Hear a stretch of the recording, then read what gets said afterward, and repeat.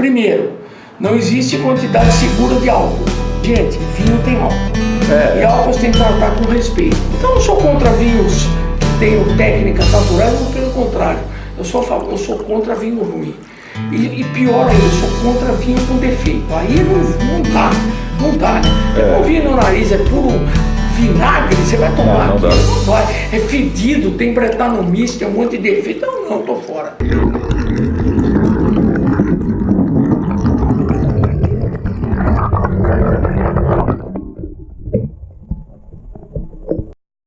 Doutor Arthur, quando que esse médico começou a se dedicar mais ao vinho? Bom, a história é um pouquinho longa. Comecei a me interessar por vinho em 90.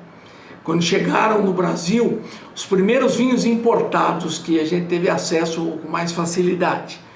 Eu estava lá na longínqua Mogi Mirim, trabalhando como um condenado, como pediatra, dia e noite. Pediatra é um escravo, né? Trabalha dia e noite. E aí eu comecei a me interessar pelos vinhos e resolvi estudar por conta própria. Esbarrei em duas dificuldades: falta de material e também falta de saber como é que começava a história. Bom, aí eu comecei a ser autodidata, achei que ia dar certo. Eu falei, pô, eu sou médico, eu vou aprender esse treco. Não aprendi de jeito nenhum. Aí apareceu um amigo meu, falou, ó, temos um grupo de degustação lá em Campinas, você não quer ir junto? Eu falei, vou junto, vamos embora. Cheguei lá, ninguém sabia nada. Eu falei, bom, eu também não sei nada e ninguém sabe nada, vamos ficar aqui falando, cada um fala uma coisa que não tem nada. Bom, aí aconteceu outro fato. Aconteceu em 95, um tal de encontro internacional do vinho ou algo do gênero aqui em São Paulo. E eu falei, vou lá, vou ver como é que é esse negócio. Cheguei lá, me inscrevi na degustação mais cara, que chamava-se Prova dos Reis. E qual não foi minha surpresa, que a Prova dos Reis eram 5 Premier Grand Cru Classé, safra 85, e essa degustação ia ser conduzida por Mário Telly Júnior de Jorge Luque. Falei, conheço o Mário é meu amigo de faculdade, vou lá. Bom, foi uma frustração imensa, porque tinha um monte de gente que entendia de vinho lá, eu não entendia nada de vinho. E aí o pessoal começou a degustar e comenta, e cheiro disso, cheiro daquilo. Eu falei, minha nossa, eu não estou sentindo cheiro de nada. Fiquei revoltado, saí de lá, foi quando eu conheci a Cristina Neves, que ela era uma das organizadoras do evento. Dei de cara com o stand da ABS, estava lá o Mário, estava o Zé Luiz Borges, que foi meu colega de faculdade, estava o Eliano Pellini, que foi meu colega de faculdade. Falei, o que vocês estão fazendo? Não, fazemos parte da ABS. Falei, vem fazer um curso com a gente. Falei, tá bom, vem fazer. Mas ficou assim. Sim. 95. 96 eu falei, eu acho que vou fazer o curso lá. Comecei a vir uma vez por semana a São Paulo para fazer o curso básico da ABS. Depois fiz o avançado. Fui fazendo todos os cursos da ABS em 96 e 97. Em 98, funciona aquela velha máfia médica. Os caras chegaram para mim e falaram assim, olha, você vai ser o diretor de degustação da ABS em 98. Eu falei, mas cara, eu moro em Mogi Mirim. Eu não quero saber, você vai se vira. Comecei a vir a São Paulo com mais regularidade, mais de uma vez por semana. E aí, a partir de 2000, aconteceu um fato legal na minha vida. Um cara chamado Ângelo Salton, que você conhece muito bem, ele começou a me contratar para eu fazer palestras para ele pela Salton. E aí ele começou a ficar bravo, porque ele falava, pô, você está lá em Mogi Mirim, no consultório, eu preciso de você, e você nunca está disponível para mim.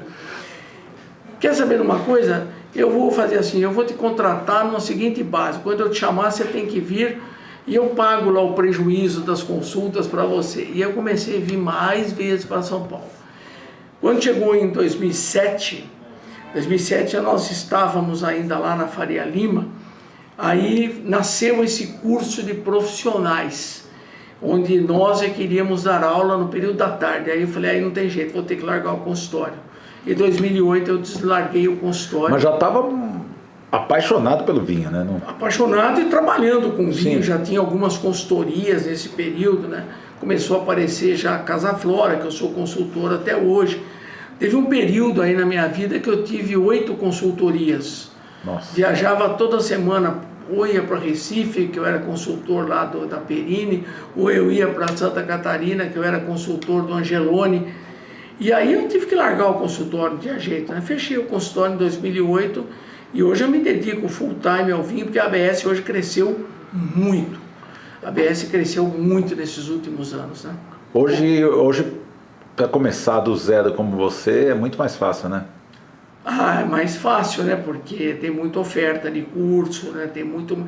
Antigamente você não tinha esses cursos completos como tem hoje, né? Não tem. Menos vinhos, né? Menos vinho, menos cursos, material. menos informação. Hoje tem muita informação. Tem internet também, né? Tem internet, tem um material muito mais farto, à vontade, né? Hoje, para quem quiser se dedicar ao vinho, começar a trabalhar com vinho, é muito mais fácil. O cara já, vamos dizer assim, ele já sai de um patamar muito mais alto. A estrada não é tão árdua, né? Sim. Não é tão difícil hoje, né? Então o cara consegue. O problema é que o Brasil, você já sabe, né? Vocês são profissionais, vocês dois são profissionais do mercado, vocês sabem muito bem que o mercado está ruim, né? Então, infelizmente, as oportunidades estão... Tem muita gente saindo pelo Brasil, porque lá fora de São Paulo tem muita oportunidade profissional, porque tem pouca gente trabalhando ainda, né? Eu, como viajo o Brasil inteiro para dar aula pela ABS, eu vou para os restaurantes, seja lá em Natal, seja em Recife, seja em Fortaleza, estou encontrando alunos meus. Eu ia te perguntar isso. Super bem lá, meu. Professor, estou ótimo aqui, estou gostando, tá uma delícia. Né? Então, você deve encontrar aluno aqui em São Paulo, 90% dos restaurantes, talvez. Praticamente todos os restaurantes de São Paulo tem sommelier formado pela ABS. Nós já formamos nesse modelo novo, né, que surgiu em 2007, já formamos mais de 800 alunos. E qual é esse modelo novo, Arthur? O modelo novo é o seguinte, o modelo novo, Regis, porque esse curso começou como sendo um curso só. Como é que era esse curso? Era um curso de 1 ano, onde todas as matérias eram dadas em 1 ano. A gente percebeu depois de um tempo que esse curso era muito pequeno, não dava. Pra você ter uma ideia, a Itália tinha uma aula só. Você fala, não dá para falar a Itália inteira em uma aula. Como o curso começou a crescer, a gente começou a ficar pensando na seguinte situação para o aluno. Era um curso muito longo e o aluno ia ter dificuldade. Então a gente dividiu em 3 módulos. O primeiro módulo, que tem hoje, a duração, do curso inteiro dura 2 anos e meio. O primeiro e o segundo módulo, mais ou menos, eles duram aí coisa de 1 ano, um dura 1 ano, outro dura 1 ano e 8 meses, o segundo dura 8 meses, dá 2 anos e meio no total. O primeiro módulo é Fundamentos do Vinho, onde o cara aprende tudo que ele tem que saber sobre a parte mais técnica, degustação em todas as aulas, técnica de vinificação, todas as técnicas, aprende enogastronomia, que é um terço do módulo é enogastronomia. Então ele prepara o aluno para o módulo 2. O módulo 2 é países. Então ele vê todos os países, ele analisa todos os países. E o 3 é uma exclusividade da ABS, né? Ele nasceu da seguinte forma, era para ser um módulo de serviço, a ser ministrado por profissionais certificados da ABS. Então, a maioria dos profissionais, vocês conhecem aí, o Tiago Locatelli, o Gianni Tartari, o Diego Arrébola, a Leilisandra, todo mundo que tem o botão verde e amarelo pode dar aula nesse curso.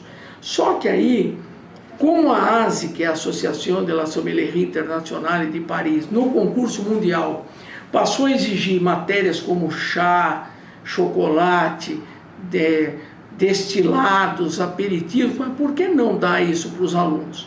Então apareceu esse curso de módulo 3, que tem, além do serviço, que é bem trabalhado, inclusive tem uma prova de serviço que é eliminatória. No final do curso tem uma prova de serviço, se o cara não passar, ele tem que fazer essa prova até ele conseguir passar para poder receber o diploma de sommelier, porque isso não tem sentido, né? Um sommelier que não sabe abrir uma garrafa de vinho, pelo amor de Deus.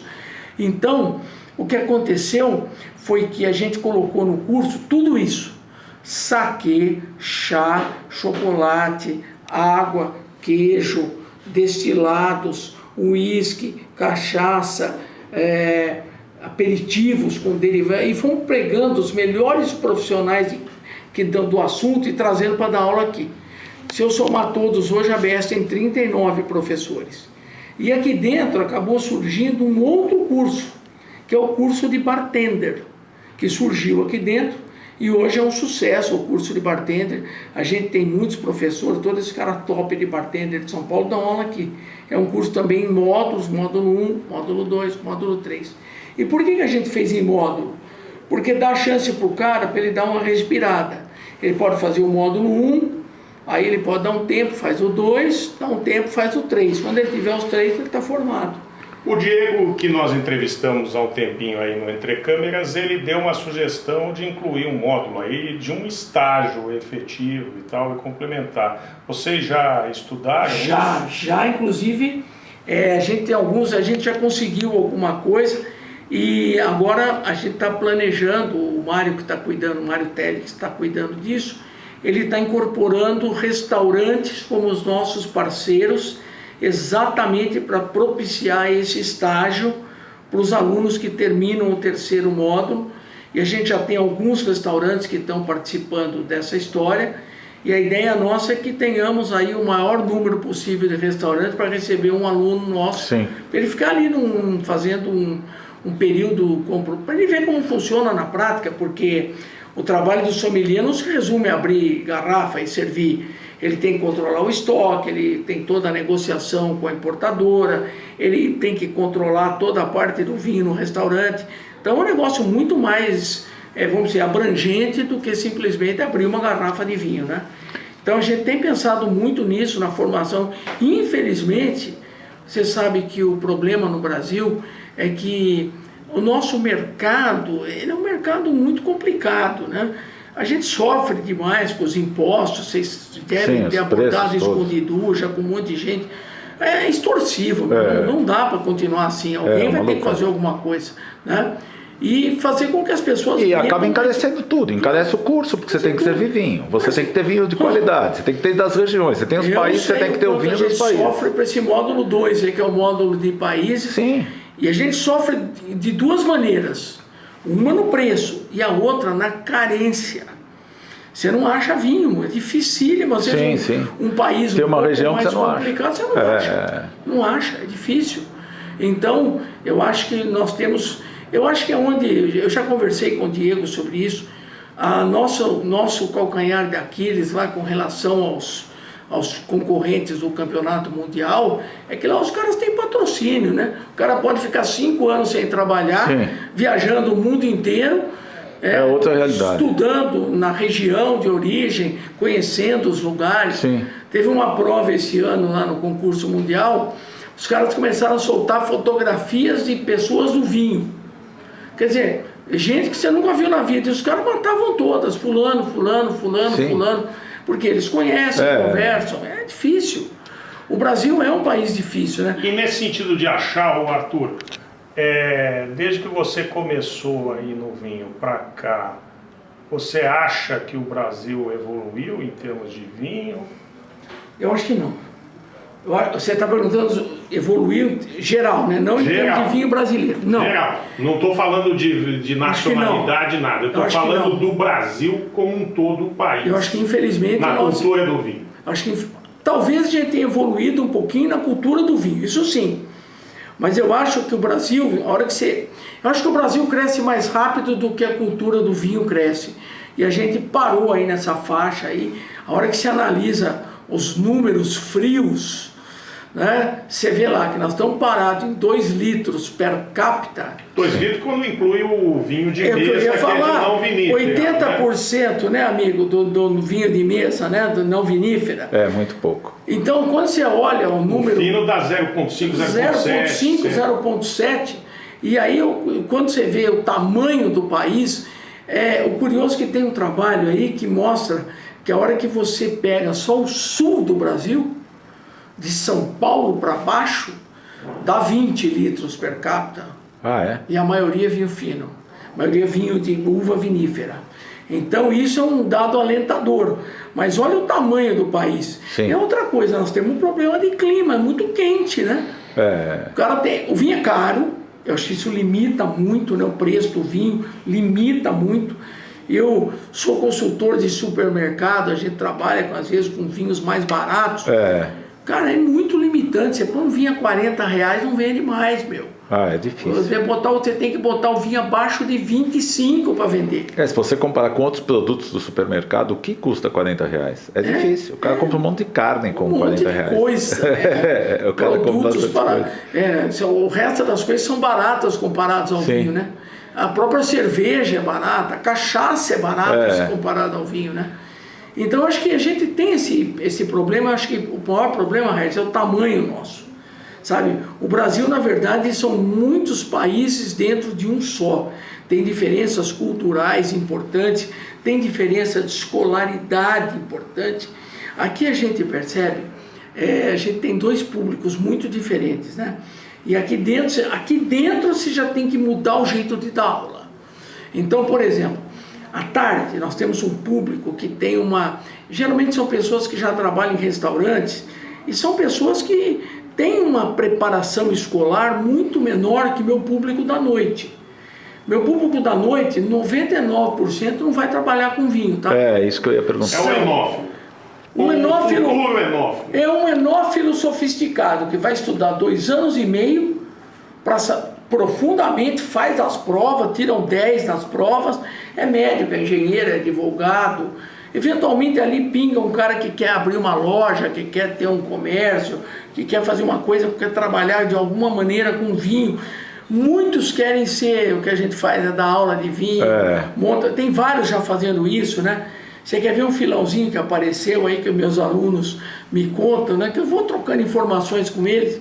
Hoje eles montaram um esquema, então eles arrumam um chefe de cozinha, e eles vão para os condomínios que tem área de lazer, que tem uma área gourmet, e oferecem para o condomínio um pacote, um jantar harmonizado.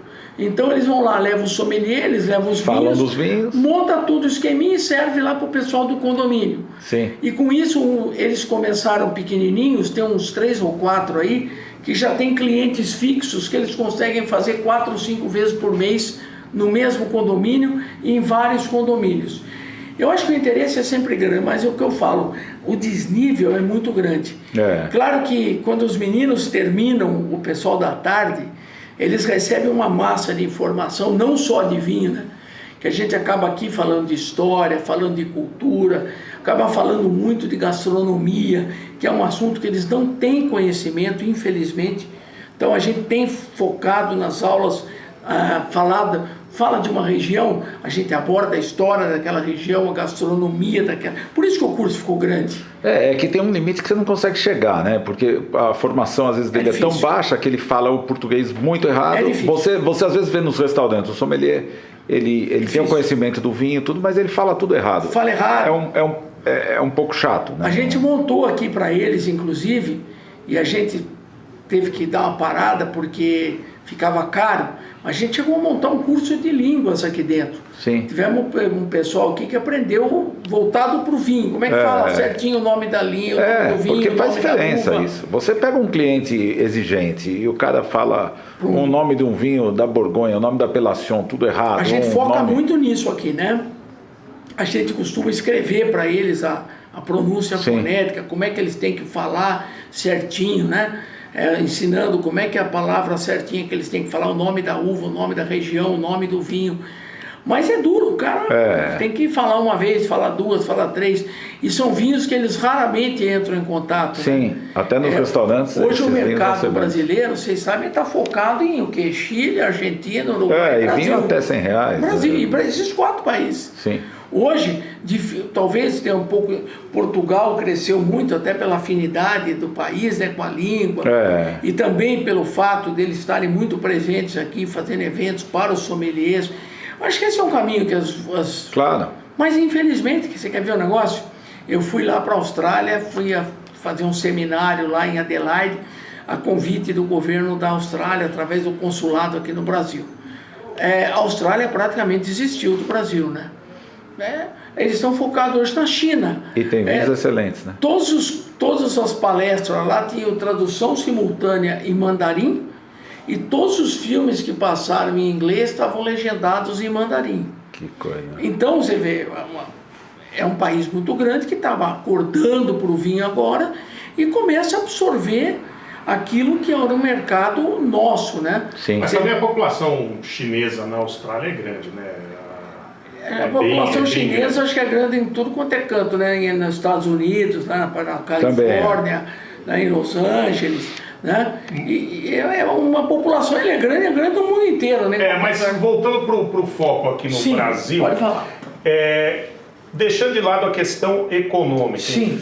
enfim, o preço do vinho, que é uma questão de bolso das pessoas. Certo. O que, na sua visão, você imagina que deve ser feito para a gente tentar aumentar o consumo do vinho no Brasil?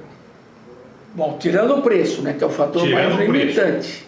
Olha, eu acho que o vinho, para ser popular, ele teria que atingir camadas maiores da população. Eu não lembro exatamente quando, mas as novelas da Globo, um período, eles andaram colocando vinhos em todos os capítulos. Aquilo aumentou o consumo de vinho. Eu acho que tem que popularizar o vinho, mostrar para as pessoas que o vinho é uma coisa que ela pode beber em qualquer lugar, em qualquer ocasião, e não somente em ocasiões especiais. Eu acho que o Brasil já conseguiu isso com o espumante. Eu acho que o espumante hoje, graças ao trabalho que o Brasil fez com o espumante, eu acho que o pessoal já sabe que não precisa ter festa para tomar espumante mais. Eu tenho visto bastante em bares aí de moçada, principalmente mulheres, tomando bastante espumante em vez de um destilado. O espumante é um case de sucesso no Brasil, porque o pessoal conseguiu vender a ideia que, primeiro, o espumante é bom, segundo, o espumante... Eu acho que a vantagem do espumante é que você toma gelado. Isso é uma vantagem, porque a maior parte do ano aqui é quente. Tomar um vinho gelado é bom. Ele também lembra refrigerante, né? Também tem isso. E de certa forma ele ainda tem agregado a ele aquela história que o espumante é uma coisa festiva, uma coisa legal, é descontraído. Eu acho que o espumante, ele escapa daquele tal cerimonial do vinho, né? O espumante, eu acho que é aquilo que você falou. Ele está na festa da Fórmula 1, o cara vai numa corrida de automóvel. Vamos dizer assim, o espumante é um vinho vestido para praia, né? Tá de bermuda, tá de camiseta, óculos escuros, e os caras enxergam o vinho com uma rigor, né? De gravata borboleta. Né? E é um produto bom no Brasil, né? O espumante brasileiro é um bom Outra produto. vantagem, você tem uma boa oferta e o produto é bom. O produto brasileiro. E ainda atinge aquele detalhe, né? Que brasileiro adora coisas que são docinhas. Sim. E o nosso moscatel é espetacular, né? É delicioso. Agora, você desde o tempo que você fazia as apresentações lá para o Ângelo também ajudou muito nesse mercado. Ele faz uma falta muito grande no mercado. Agora, daquele tempo para cá, evoluiu bastante o vinho brasileiro, em geral? Muito, evoluiu. Evoluiu em todos os sentidos. Eu acho que evoluiu em qualidade. O problema é que ele está evoluindo no preço também, está ficando caro. Exatamente. Né? O Ângelo, ele era um cara muito especial porque ele não pensava na Salton, né? Ele pensava no mercado para o vinho brasileiro, para todo mundo. É muito difícil achar alguém que tem um coração como ele tem. Né? Eu acho que ele faz muita falta para o mercado. E ele, de certa forma, faz falta para o mercado do vinho. Eu fiz umas por exemplo, não sei quantas, um monte no Brasil inteiro, apresentações para Salton. Você acredita que o Ângelo ficava na porta do evento com um monte de taça na mão, servindo espumante, para cada um que entrava ele dava uma taça de espumante? Então isso aí eu acho que desmistifica o vinho. Sim. Eu acho que o vinho tinto ele tem uma certa restrição na hora que o cara tem que beber, na hora no calor. O cara não pede vinho tinto. No calor ele não pede. A não ser que ele esteja no ar-condicionado. Então, aí nós chegamos no seguinte ponto. Se você olhar os números do mercado, agora estamos em 85% de tinto, 15% de branco e espumante. Por que vende tão pouco o branco nesse sentido? Se é para tomar gelado, enfim. Preconceito. Se é refrescante. Preconceito puro. os caras não enxergam o vinho branco como vinho, é incrível. Eles não enxergam o vinho. Eu já estou cansado do cara ouvir falar, o cara chega bem e fala, ah não, eu não bebo vinho branco não é vinho, eu gosto de tinto. E aí acontece uma coisa que aconteceu comigo, eu dou aula no Brasil inteiro, eu viro para lá e para cá, eu fui num restaurante super top lá posso falar o nome, que é um ótimo restaurante, o sommelier foi meu aluno, que é o Ostradamus, lá em Florianópolis. O Eduardo, que foi meu aluno aqui em Campinas, um excelente sommelier. O Eduardo chegou para mim e falou, olha, é o seguinte, olha, eu tenho uma adega aqui, você não quer ver? Eu falei, eu quero. Cheguei lá, só tinha vinho tinto. Falei, cadê os brancos? Não, você sabe que aqui é o seguinte, aqui o povo só toma vinho tinto. Eu falei, tá bom, mas com ostra, com camarão? Eu falei, é. Aí olha na mesa, assim, eu bati o olho nas mesas, assim, ó, aqueles espetos de camarão, só tinto. Que coisa. E nesse sentido, o mercado britânico do Reino Unido não deve entender nada, porque lá a maior parte do mercado é dominado por vinhos brancos. Eu acho que é mais de 50%, 55% é vinho branco. Eu acho que tem um pouco a ver com cultura, né? Tem um pouco a ver com um pouco cultural, porque eu não sei, quando eu cresci na minha casa, por exemplo, né, que não é uma casa típica de conhecedores de vinho, né? Mas nunca vi vinho branco em cima da mesa. Sim. Meu pai só tomava tinto. Não, e o rosé é pior, né? Mas parece que o rosé tá aumentando agora. O rosé, aumentando do 0 para um pouco mais. O rosé assim, aumentou 100%, mas a base era muito pequena. Era muito pequena. Né? Então, o rosé, o pessoal agora pelo menos aceita o rosé, já é alguma coisa. Né? Também tem o lance que o rosé você bebe gelado. O rosé dá para ir com camarão, dá para quebrar o galho, ele vai com frutos do mar, vai com uma paella, vai com um monte de coisa. Agora, e o pessoal também se saiu um pouquinho do estigma do rosé, né? Posso tomar o rosé é um vinho legal. Foi interessante quando eu fiz a consultoria do Bardega, eu trabalhei 3 anos no Bardega, né? A gente falou, vamos pôr um vinho rosé? Vamos. Pusemos um. O maior sucesso, pusemos 2, daqui a pouco tinham 5 rosés lá expostos. E o pessoal ia no rosé, gostava, bebia, aquele negócio legal que também precisa insistir um pouco, né? Eu acho.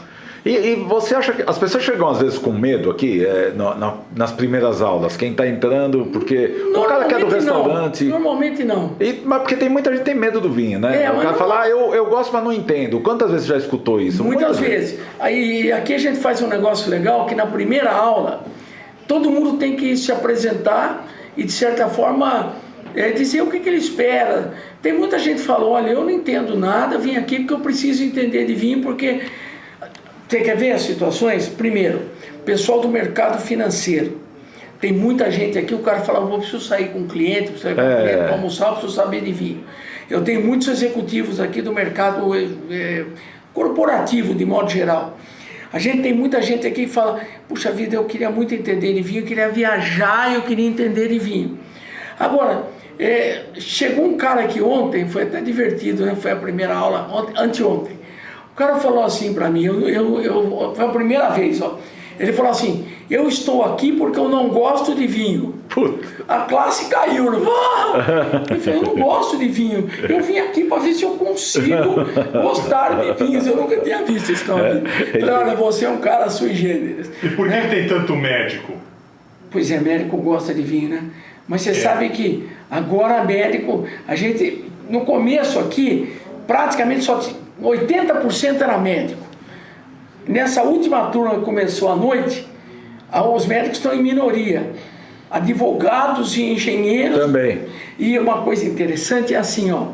Olha, eu sou advogado, mas eu pretendo, num determinado momento da minha vida, mudar de profissão.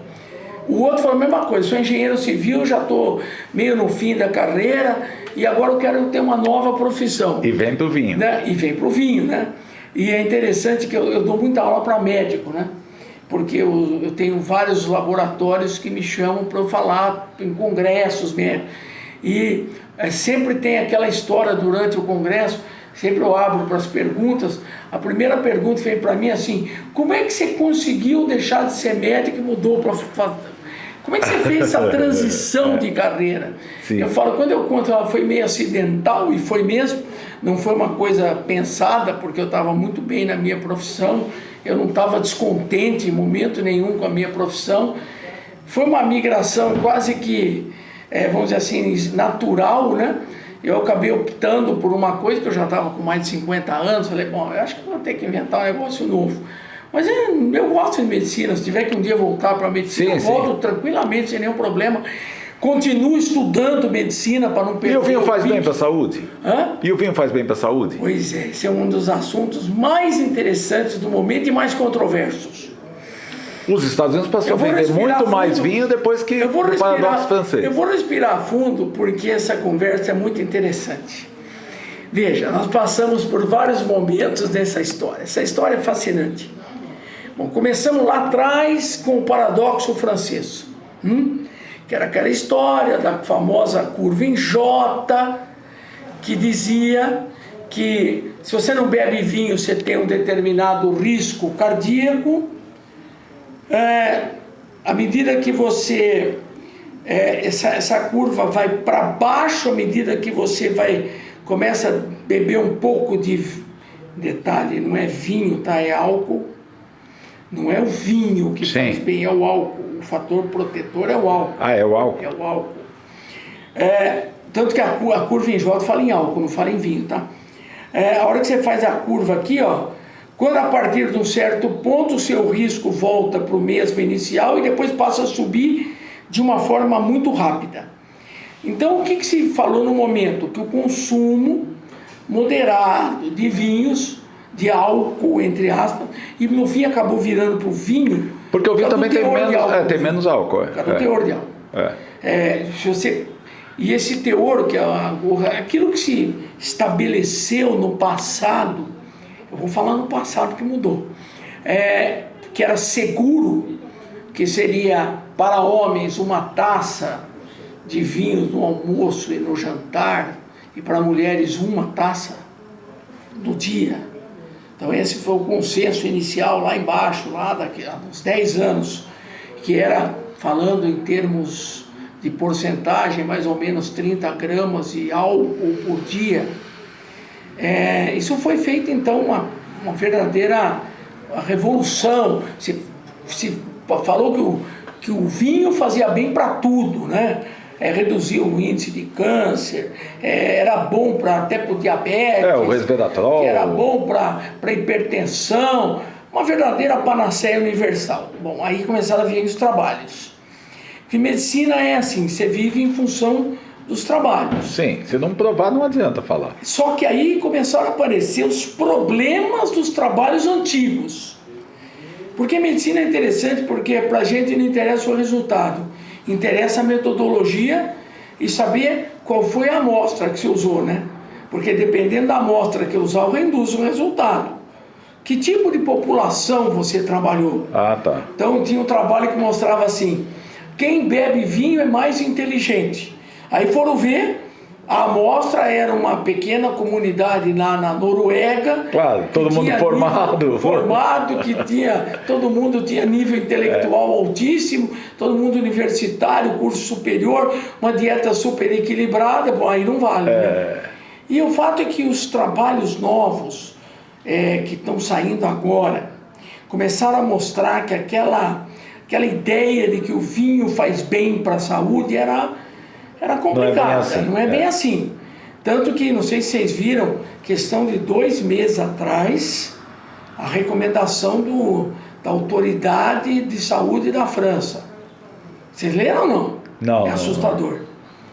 Na França, eles disseram o seguinte, que primeiro, não existe quantidade segura de álcool.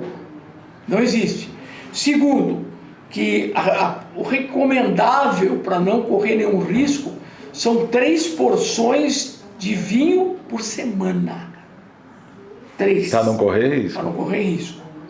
E aí começa a aparecer trabalhos na literatura mostrando que certas coisas que se disse no passado não eram verdadeiras, né? Sim. Por exemplo, se sabe hoje que a ingestão de álcool, seja qual for, aumenta brutalmente o risco de câncer de esôfago.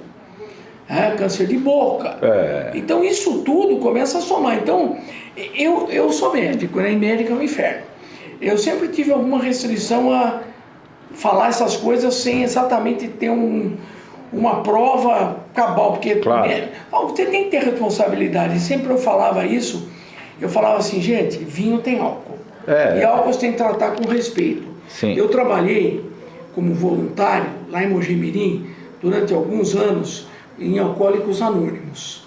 E lá a gente vê o que o álcool faz para as pessoas. É dramático. É dramático. É dramático. Então eu falo que, e isso eu falo aqui para os meus meninos, para os sommeliers, porque quem trabalha com vinho está exposto ao álcool. E isso é um perigo. Precisa tomar cuidado. Tomar muito cuidado. Porque é aquela história, você sabe que álcool causa uma dependência física e psíquica. Não é só, você fica dependente, né? Então se o cara começa a tomar, toma 1, toma 2, 3, 4 doses por dia, aí ele vai começar a tomar 5, tomar 6, daqui a pouco ele vira um alcoólatra. Então ele está com dependência física e psíquica. Sim. E aí você não tira. Para tirar é um trabalho duríssimo, né? É importante essa questão da educação, né, na aula, porque às vezes o sommelier acha que ele está fazendo um curso que ele vai beber à vontade, que ele vai encher a cara, que ele vai beber.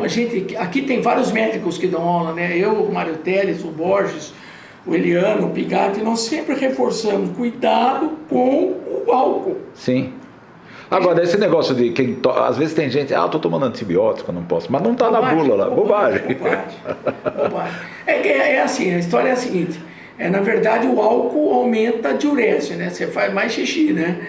Então, ele acelera a sua diurese, né? O álcool aumenta a diurese por ação de um hormônio antidiurético, ele afeta esse hormônio e você urina mais. Se você bebe muito durante o período, o que acontece? A meia-vida do antibiótico no sangue diminui. Então pode ser que você tenha que tomar, em vez de 8 em 8, toma de 6 em 6. Agora, o cara está tomando antibiótico, toma uma dose de vinho, não vai acontecer nada, absolutamente nada. Mas há estudos, né, Arthur, que mostram uma certa diferença entre o bebedor de vinho e de cachaça, ou álcool mais forte, de cerveja. Existem isso? Né? Claro que existe, pelo porquê. Aí você entra naquela história você entra na estratificação socioeconômica. Agora, você tem que entender que é o seguinte, você tem que tomar com álcool em qualquer nível, porque você vê numa estratificação mais alta, a dependência é com destilado. A única coisa que nos anima um pouquinho é que não existem na literatura, praticamente, eu não vou dizer zero, mas o número de casos de alcoolismo com vinho é praticamente nulo. Porque o vinho tem uma vantagem, né? É difícil alguém se embebedar com vinho a ponto de tomar 1, 2 garrafas de vinho. Sim. E outra coisa, vinho, eu sou muito observador do ser humano, né? Eu entro assim nos bares, você nunca vê um cara sentado sozinho bebendo uma garrafa de vinho, não vê, né? Difícil. É difícil. Geralmente ele está bebendo chopp, está bebendo cachaça ou uísque. O vinho é para compartilhar. Para compartilhar, isso ajuda muito. Sim. Eu acho que eu particularmente, eu tenho convicção plena que o vinho não pode ser tratado da mesma maneira que as outras bebidas. Apesar do vinho ter uma porcentagem bastante expressiva de álcool, né? Você tem vinho aí que tem até 18 graus de álcool. Sim. Não é para encher a cara. Agora, eu acho o seguinte, se você bebe você bebe socialmente, tem uma coisa importante, né, que os franceses, os italianos, os europeus, de modo geral, eles bebem vinho durante a refeição. Isso é um fator interessante, porque isso reduz o ritmo de absorção do álcool. Então, quando você está de estômago cheio, é mais lenta a absorção do álcool, não é uma coisa igual. Sim. Então, e como você vai comendo, bebendo, conversando, você bebe menos. Então, é mais uma coisa muito mais, menos prejudicial do que você sentar num bar e pedir um uísque, 2 uísques, 3 e virar aquilo assim, ó, tá? Então, eu acho que eu tenho plena convicção que o vinho tem que ser tratado separadamente, mas para as autoridades de saúde do mundo inteiro, não é tratado diferente. O único país que tentou apresentar isso de uma forma diferente foi a Espanha. A Espanha chegou a aprovar uma lei que o vinho era alimento, mas ela sofreu uma pressão violenta por parte das autoridades de saúde e está pensando em rever isso aí, não sei se já mudou. A pressão das autoridades de saúde está sendo muito forte, muito forte. E tem outro detalhe, né? nós estamos lutando com a outra fonte, que é a religião, né? Então, qual é a religião que mais cresce no mundo hoje? É o islamismo, que não bebe, que é proibido o consumo de álcool. Evangélicos, proibido o consumo de álcool. Então, nós temos esse fator hoje importante. Evangélicos crescem numa taxa muito alta no Brasil. E islâmicos aqui não, mas no mundo é muito alto. Eu acho que eu tenho uma visão que é o seguinte: nada que é exagero é bom. Tudo aquilo que você faz com moderação, não precisa ficar no álcool. Comer demais faz mal. Claro. Faz mal. Agora, a obesidade é um dos males do século. A ABS tem também uma chancela internacional, né? Sim. Nós somos filiados à Associação de la Sommellerie Internacional, francesa, que é da França. Que a sede é na França.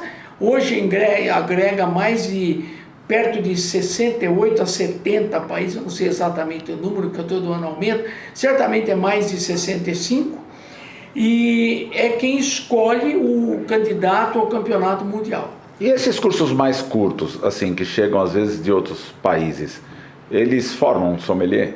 Não. Curso muito curto não forma ninguém. Esses cursos curtos, na verdade, existem vários tipos de curso curto, né? Então vamos colocar as coisas no lugar. Cursos de 2, 3, 5, 10 dias, esses cursos são cursos certificadores, que os meus alunos também vão lá fazer. Claro. O cara é certificador, ele quer se certificar num determinado curso, numa determinada entidade.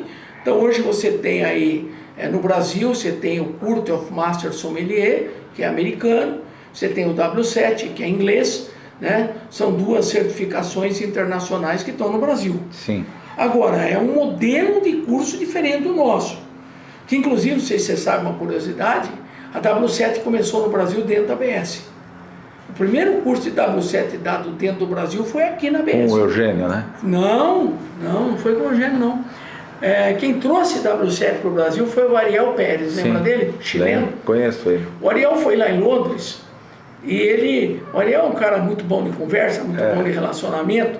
O Ariel foi a Londres e ele, não sei que raios que ele se enturmou com o pessoal do W7 lá em Londres, e ele convenceu os caras do W7 que o W7 tinha que trazer um curso para o Brasil. Bom, ele conseguiu. Tá bom, vamos fazer um curso experimental no Brasil. E aí o Ariel é nosso amigo, né? O Ariel tinha um bom relacionamento. Agora ele sumiu, não sei onde ele anda. Está em Belo Horizonte. Está em BH. O Ariel, ele naquela época tinha um relacionamento muito próximo a nós, porque ele era da Casa do Porto, né? Do Pérez, que é um grande amigo nosso. E ele e o Pérez, dá para usar a IABS? Eu falei, não tem problema, vamos embora. Tanto que o primeiro, o W72, eu e o Mário Teles fizemos, né? Nós assistimos todas as aulas, que aliás foram dadas por uma Master of Wine que veio da Austrália para dar o curso. Que legal. Né? Ela é uma senhora muito simpática, né? Ela ficou um pouco assustada com o Brasil, né? Porque ela não entendia a grandiosidade de São Paulo. Sim. E nesse curso, eu não sei como é que vocês não estavam lá, viu? Porque a maior parte das pessoas que estavam lá não ligadas ao vinho, né? Tava Alexandre Corvo, tava um monte de gente ligada ao vinho. E foi legal, foi bacana, foi interessante. Só que é um método que a gente não tem muito hábito, né? Que você recebe uma apostila, estuda como um maluco sozinho, aí depois vai lá, faz uma aula curta e depois se faz uma prova. Sim. Esse é o modelo, que é um modelo usado no mundo inteiro, né? Mas no nosso, a gente, por experiência própria, a gente sabe que o brasileiro não é autodidata. O brasileiro tem uma formação que é escola, tem que ir lá assistir aula, tem que ser conduzido e depois ele vai fazer a prova, né? A gente tem essa formação desde criança, né? Nós não estudamos sozinhos, né? Sim. Eu lembro que foi um choque para mim quando eu cheguei na faculdade de medicina. Você vem de uma escola convencional.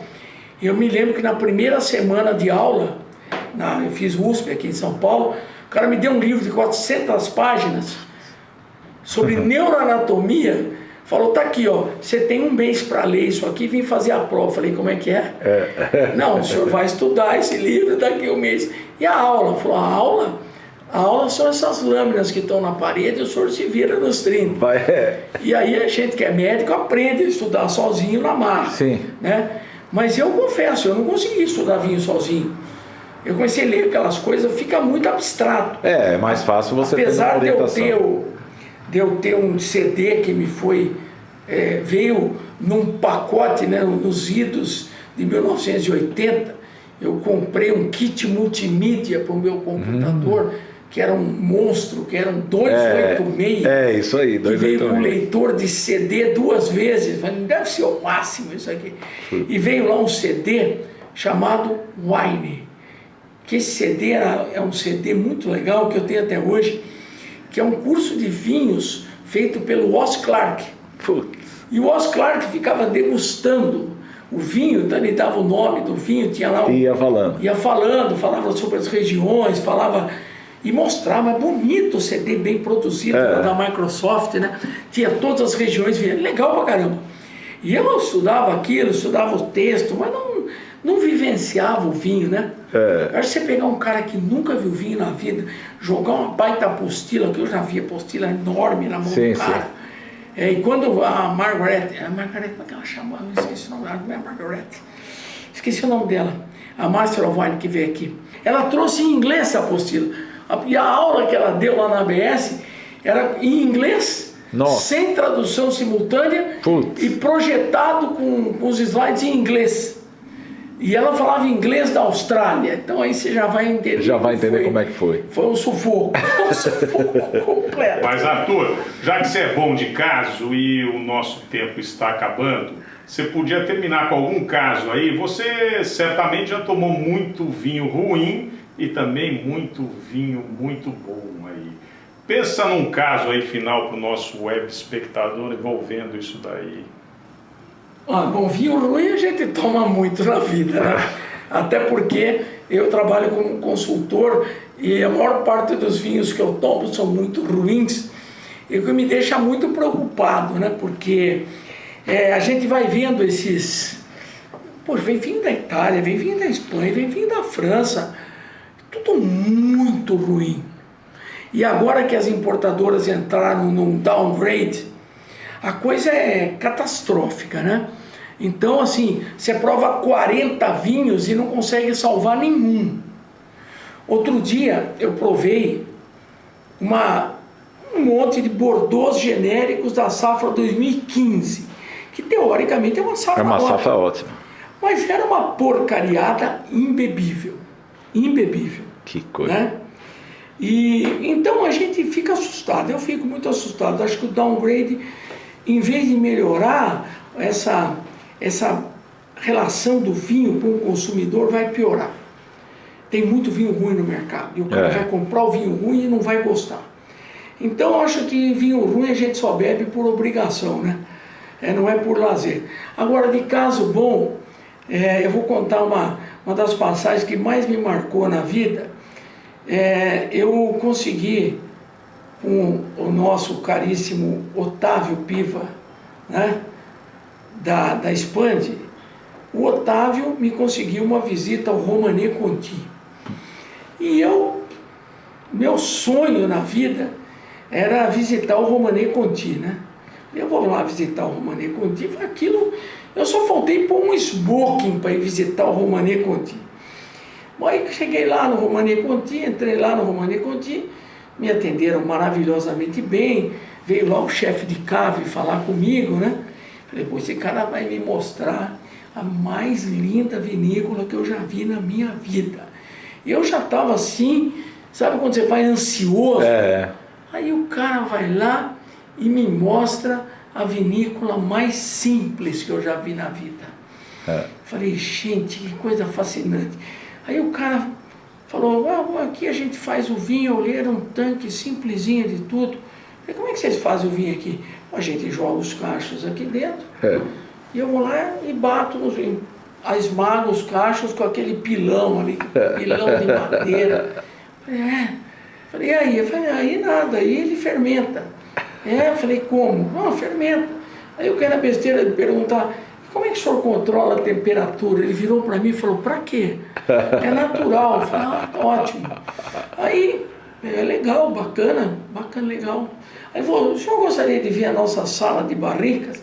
E eu com aquelas salas de barrica cinematográficas na cabeça, né? Da Espanha, aquilo com luz e com LED. Falei, vai ser demais. Vai ter filme, né? Tipo Almaviva, levanta o cinema, vê o vinhedo. Aí falei, vamos lá. E ali fora, saímos da vinícola, andamos lá por umas vielas lá.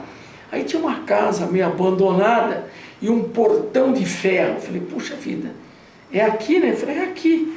Aí tinha uma corrente de aço toda enferrujada.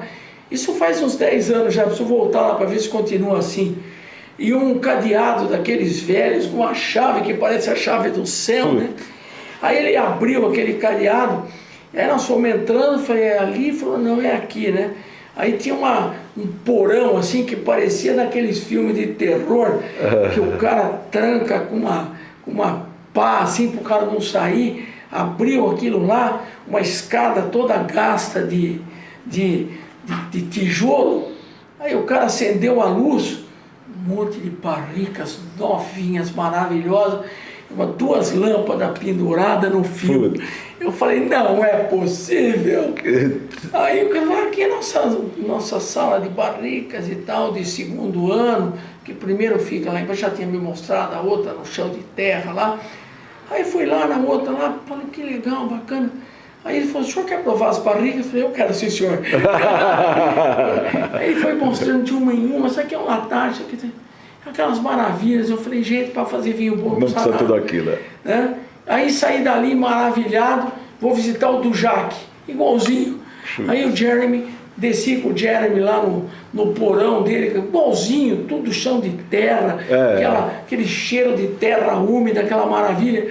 Ele falou, você gosta de vinho antigo? Eu falei, adoro. Você acha que isso foi 2004, 2005, você acha que o Borgonha é um vinho que tem uma boa longevidade? Eu falei, eu acho que sim. Ele falou, quer provar? Eu falei, lógico que eu quero. Ele enfiou a mão assim, pegou um Clos Saint-Denis 76, abriu ali na minha frente, provamos e tal. Legal, bacana, maravilhoso. Aí você gostou? Eu falei, gostei, adorei. Aí sobrou meia garrafa assim. Falou, pode levar a meia garrafa para você tomar, estava com a Sônia, né? Para você provar. Eu falei, pois é, eu não sabia nem o que falar, né? E outra coisa legal, depois fui numa outra vinícola de Bordeaux, da Borgonha, ele me pôs uma amostrinha na barrica, tirou da barrica e pôs numa taça, né? Eu provei, ele pegou a taça da minha mão e devolveu na barrica. Eu falei, opa, quer dizer que esse vinho deu um pouco do meu DNA, quem beber esse vinho. Então, e assim são feitos os melhores vinhos do mundo. Pois é. A tecnologia, eu acho que impressiona muito, mas a minha relação com esses vinhos que se fazem praticamente naturalmente, mas olha, sem defeitos, tá? Porque eu faço a distinção, né? Vinho feito naturalmente sem defeito e vinho feito naturalmente com defeito. Mas isso aí, Arthur, vai ser papo por uma outra conversa e talvez um debate junto com o Didu, que vocês vão sair tapas sobre não saio não, porque eu sou totalmente favorável aos vinhos biodinâmicos bons. Sim, né? Mas os próprios produtores orgânicos biodinâmicos, eles ficam com raiva desses vinhos cheios de defeito e que eles falam, isso é orgânico, não sei o que, tá, mas o defeito não tem nada a ver com aquilo. Não, inclusive eu posso falar isso com muita tranquilidade, porque a minha ex-revista, né, que nós temos, a Wine Style, sim, a Wine Style organizou a primeira feira de vinhos biodinâmicos do Brasil, que tinham 300 vinhos biodinâmicos de quase 50 produtores, que foi lá no Buffet Torres. E eu que fiz a matéria para a revista. Eu provei todos. Tinham coisas maravilhosas, claro, e tinham coisas imbebíveis. Sim. Né? Então eu falo assim, eu não tenho nada contra ser biodinâmico, mas tem que ser biodinâmico e ser bom. Né? O fato de ser biodinâmico, para mim, pode ser um plus. E quem sou eu para falar contra a biodinâmica, né? O Romanée Conti é biodinâmica, eu só não falo. O Clarendon Hills é biodinâmico. Os vinhos da Madame Lalou Bizet Leroy são biodinâmicos. Os Nicolas Joly são biodinâmicos. Quantos vinhos biodinâmicos existem na Alsácia que são excelentes, deslumbrantes? Por exemplo, os Indian Brett. Sim. Eu não sou contra fazer um vinho naturalmente. Marcel Dice. Marcel Dice, que é o Papa, que é o louco supremo, que agora ele enlouqueceu de vez. E agora, eu tinha uma palestra com ele lá em Paris, e o negócio dele é o seguinte, ele agora não faz mais vinho de uva. Ele faz vinho de terroir, isso aí. Ele colhe tudo que está naquele terreno, seja lá o que for, mistura tudo e vamos em frente. Isso aí. Então eu não sou contra vinhos que tenham técnicas naturais, não, pelo contrário. Eu sou contra vinho ruim. E pior ainda, eu sou contra vinho com defeito. Aí não dá, né? Um vinho no nariz é puro vinagre, você vai tomar aquilo? Não vai. É fedido, tem bretanomice, tem um monte de defeito. Não, tô fora. Eu gosto de vinho bom. Como ele foi feito, não me interessa. O que interessa é que ele seja bom e me dê prazer e seja tecnicamente bem feito, né? Obrigado, Arthur. Eu que agradeço, foi um prazer muito grande. Maravilha. Passaria 3 dias conversando com vocês. Sempre um privilégio. Mas aí o nosso web espectador não vai dar um ovo para nós ou um vinho. Não, é porque os novos tempos são de coisas mais curtas, né? Eu falo muito. Obrigado a vocês. A BS está sempre aqui a dispor de vocês. Obrigado. Obrigado eu.